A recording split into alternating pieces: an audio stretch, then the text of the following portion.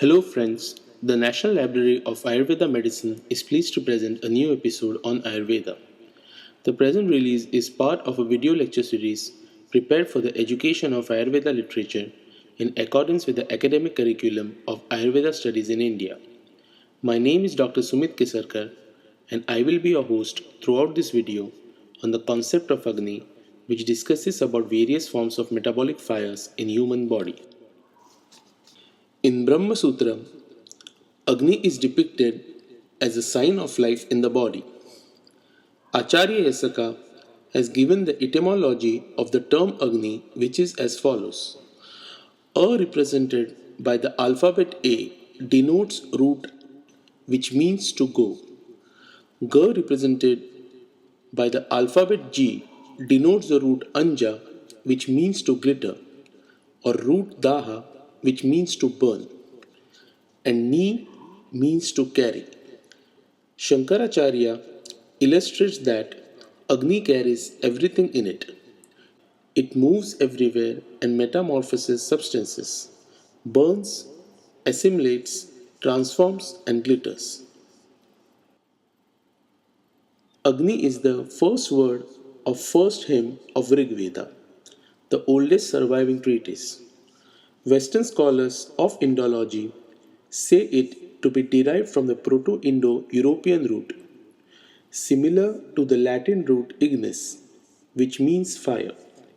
However, on scan of available literature, Agni cannot be completely correlated with fire. Fire is a form of Agni, but Agni is not fire. Agni, in brief, can be understood as an entity which depicts transformation at all levels of cosmic manifestations.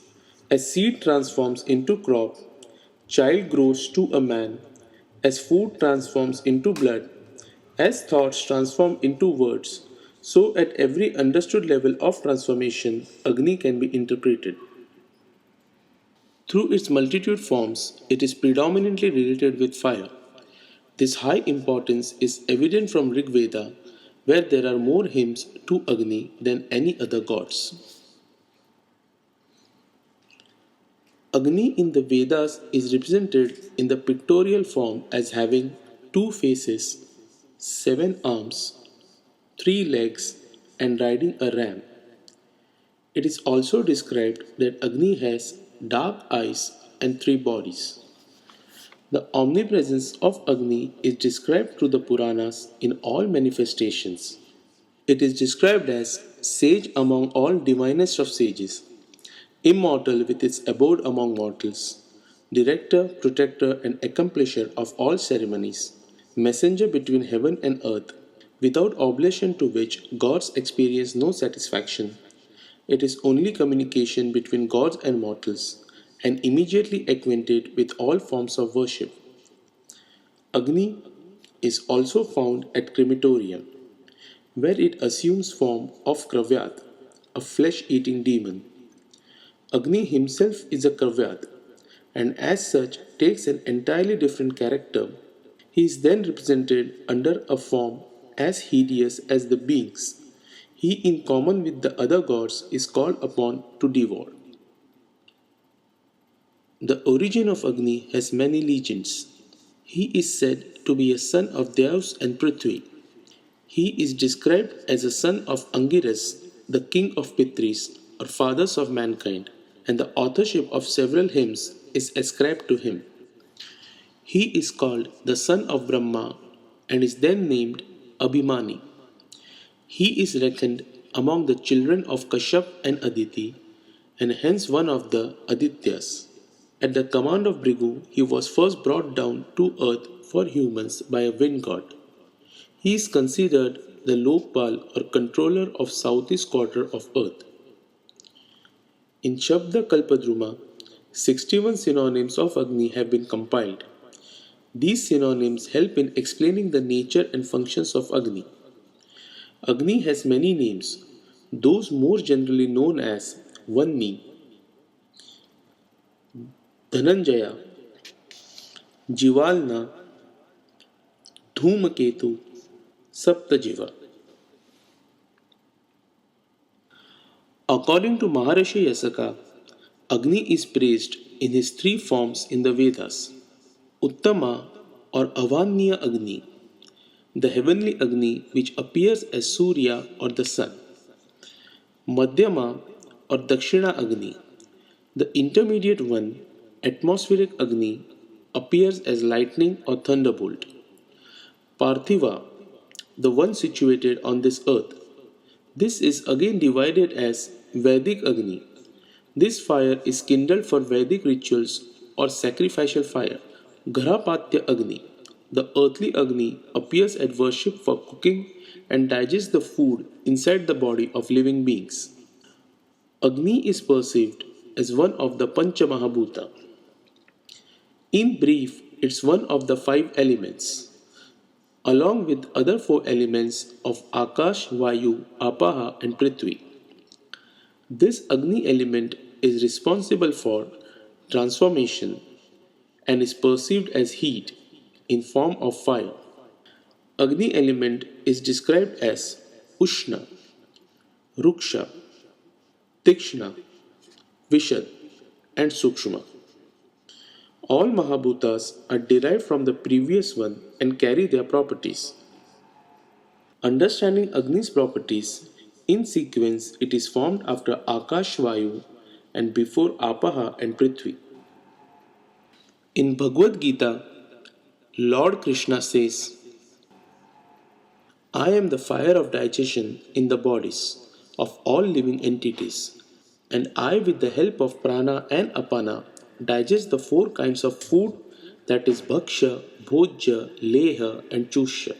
Of all the various types of Agnis described through various treatises on Ayurveda, this Agni described in Bhagavad Gita is considered the prime and center of all other Agnis. It is known as Vaishvanar Agni. Maharishi Atreya called it Akash Agni. Shushruta calls it Sadhak Agni or Sadhak Pitta.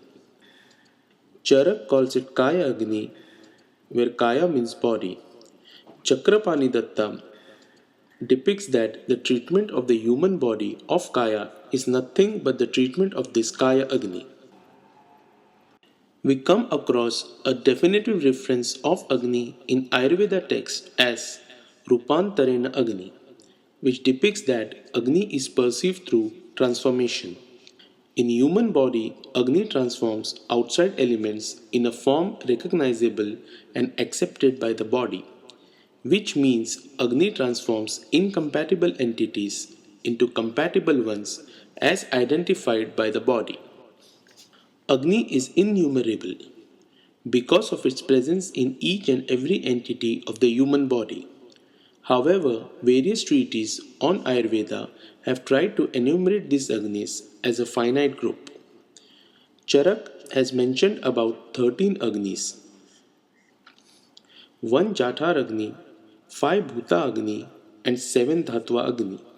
According to Acharya Sushrut, 5 types of Agnis are illustrated: Pachak Agni, Ranjak Agni, Alochak Agni, Sadhak Agni, and Brajak Agni. However, there is an indirect reference of 5 Bhuta Agnis underlined in the brief description made to the transformation of food. Vagbhat has described additional 3 Dosha Agnis and 3 Mala Agnis along with Agnis of Sushrup and Charak. Sharangdhar has recognized Agni in form of 5 Pittas: Pachak, Brajak, Ranjak, Alochak, and Sadhak. Bhav Mishra has followed Acharya Charak and Vagbhat.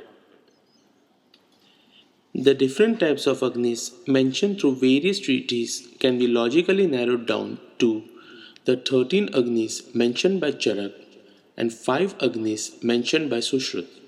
Evaluating further, Sushrut's Agnis are nothing different than transformation of entities at the 5 levels of Pitta at their subsequent locations. It does not give a separate approach to understand the concept of Agni devoid of Pitta dosha. Now there is a question as to whether Pitta and Agni are both the same or are different. Does any area exist of Agni without Pitta, or is it that Pitta is Agni? According to Acharya Sushrut, There is no existence of any other Agni in the body without Pitta. Pitta has the attributes of Agni because of which it causes combustion and digestion in the body. In a secondary sense, Pitta itself is called Agni, and hence Sushruta has concluded there is no separate existence of Agni independent of Pitta. But the quotation of Acharya Sushrut, Samadosha Samagnisha, further confuses where it clearly indicates that Pitta dosha and Agni are different.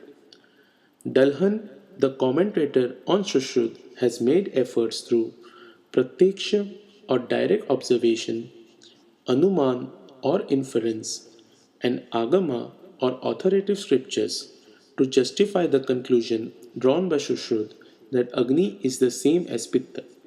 However, Dallan has made a subtle distinction between Agni and Pitta, explaining that Pitta is endowed with taste, attributes, and potency, whereas Agni is devoid of all such qualities.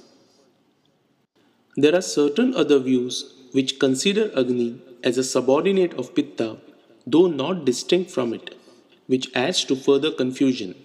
These are mentioned by various authors. Acharya Marichi has emphasized that the Agni present in Pitta gives good or bad results when it is normal or disrupted. Acharya Bhoj also considers Pitta as Agni as a digestive fire included within Agni, which is specially meant for different metabolic activities of the body like Pachan, Deepan, etc. Chakrapani Datta, in his commentary on Charak Sahita, further comments on the subordinate relationship as Pittantarkata, which states that the function of Pitta inside the body is not combustion, but its work is to provide heat of Agni. The following references in Ayurvedic texts make a clear distinction between Pitta and Agni. Ghee or clarified butter alleviates Pitta but stimulates Agni. Goat's milk and fish cause aggravation of Pitta, but they do not stimulate Agni. Sleeping during the daytime causes aggravation of Pitta, but it subdues Agni. Bhav Mishra has given a clear solution to this problem. According to him, it is the Ushna or heating attribute of Pitta which is responsible for its functions like Pachan, Ranjan, and Darshan. Therefore, Agni does not exist independent of Pitta. Pitta, though composed of five Mahabhutas, is dominated by Agni and Apaha and bears the characteristic features of both these Mahabhutas. It is the predominance of Agni and reduction of Apaha Mahabhuta which enables Pitta to perform functions like digestion. It is this modified state of Pitta which is called Agni. Though in reality, Pitta and Agni are two different entities, because of their eternal association, in practice, these are treated as synonymous. Agni does not exist independent of Pitta. Pitta, in addition, has Apaha Mahabhuta properties like Drava, Visra, and Adogami, whereas Agni has opposite attributes. Iron vessel is not hot, but when it is heated, a distinction cannot be made between the iron vessel and the heat that emanates from it. Similarly, Agni, though possessed with different properties in a strict sense, cannot be differentiated from Pitta. This Agni, as an inseparable component of Pitta, circulates all over the body through different channels to sustain life, because of which it is called Kaya Agni. In this context, Amar Kosh gives a definitive synonym of Agni as Apapittam, which should be interpreted as Apaha Rahitam Pittam, which implies that Pitta free from Apaha Mahabhuta should be equated to Agni.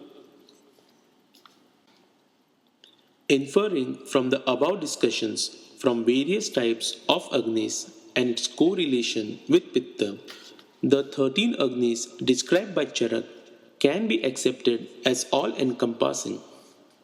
Of the 13 Agnis, Jathar Agni is the main important Agni that controls the function of all other 12 Agnis. All the Agnis are totally dependent on the status of Jatar Agni. It performs digestion of food and is also responsible for separation of the food material into the essence portion or prasad bhaga and the waste products or kitta in our body. Chathar Agni is also classified into four categories according to its performance of digestion in the human being. A healthy state known as Sama Agni. Three stages where it is corrupted by doshas. When Vata corrupts Agni, it is known as Visham Agni. Pitta disruption leads to Tikshna Agni, and Kapha leads to Manda Agni. Jathar Agni splits the food into simpler substances for the five Bhuta Agni later to digest their portion. Bhuta Agni is the one that is present in the basic element. There are five Agnis in each of the five basic elements: Parthiv, Apaha, Tejas, Vayu, and Akash.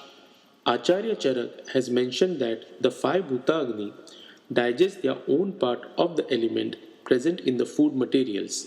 After the digestion of food by the Bhuta Agni, digested materials containing the elements and qualities similar to each Bhutas nourish their own specific Bhautik elements of the body. Dhatu Agni refers to the Agni present in each of seven Dhatus of Rasa, Rakta, Maus, Med, Asti, Majja, and Shukra. Acharya Charak mentions that the seven dhatus, which are a support of the body, contain their own Agni, and by their own Agni, they digest and transform the materials supplied to them to make the substances alike to them for assimilation and nourishment. Wagbard describes that when Agni, through Bhutagni medium, enters into the dhatus, it becomes Dhatuagni.